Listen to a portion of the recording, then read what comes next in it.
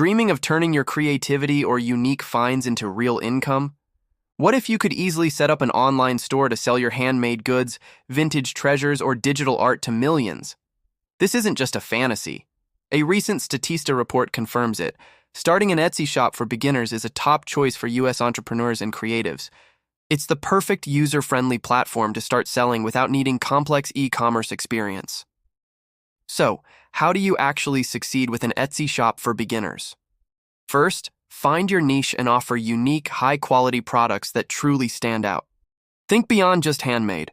Vintage items and digital downloads are huge on Etsy. Second, optimize your product listings with compelling photos, clear descriptions, and strong keywords so buyers can find you. Third, provide excellent customer service to build trust and get those glowing reviews.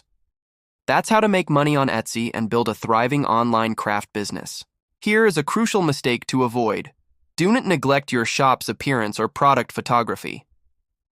High-quality visuals are paramount on Etsy. Avoid copying other sellers. Your uniqueness is your biggest asset. Instead, invest time in developing your distinct brand voice and create stunning photos that make your items irresistible.